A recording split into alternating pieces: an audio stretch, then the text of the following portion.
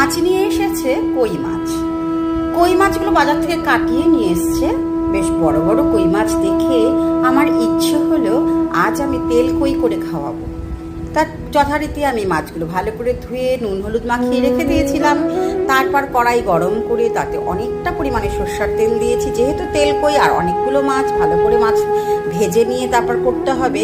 তা ওই তেলে আমি মাছগুলো এক এক করে সব ভেজে নিলাম, বেশ লাল লাল করে, মানে কড়া ভাজা না, মাঝারি ভাজা করে আমি রেখেছি।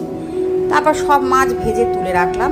আর পেস্ট করে নিয়েছিলাম টমেটো, আদা, লাল লাল কিছু কাঁচা লঙ্কা ছিল, সেই কাঁচা লঙ্কা আর জিরের গুঁড়ো, ধনের গুঁড়ো আর একটু সামান্য শুকনো লঙ্কার গুঁড়ো দিয়ে আমি একটা ভালো স্মুথ পেস্ট করে রাখলাম। এইবার ওই মাছ ভাজা তেলের মধ্যে দিয়ে দিলাম জিরা ফোড়ন আর তেজপাতা ফোড়ন। যখন গন্ধটা বেরোলো, ভাজার গন্ধ, তারপর আমি পেস্টটা দিয়ে ভালো করে কষালাম। তারপর দিয়ে দিলাম হলুদ গুঁড়ো। হলুদটা দিয়ে দিলাম একটু কাশ্মীরি লঙ্কার গুঁড়ো, যাতে কালারটা খুব সুন্দর আসে। আর দিয়ে দিয়েছিলাম আমার কিছু শুকনো কড়াইশুঁটি ছিল, সেই কড়াইশুঁটিগুলো ভিজিয়ে রেখেছিলাম, ওগুলো দিয়ে ভালো করে কষিয়ে নিলাম। আর একটু দিয়েছিলাম টমেটো সস, স্বাদটা যেন দ্বিগুণ বেড়ে যায় তার জন্য একটু টমেটো সস দিয়েছিলাম। দিয়ে ভালো করে কষিয়ে নিলাম। কষিয়ে বেশ যখন একদম তেল ছেড়ে দিল, তারপর দিয়ে দিলাম জল।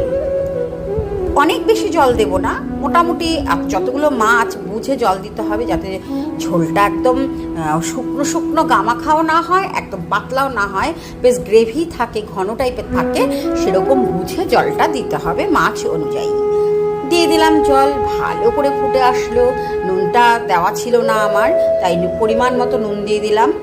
ব্যাস, এবার যখন ভালো করে ফুটে আসলো, ভাজা মাছগুলো দিয়ে দিলাম।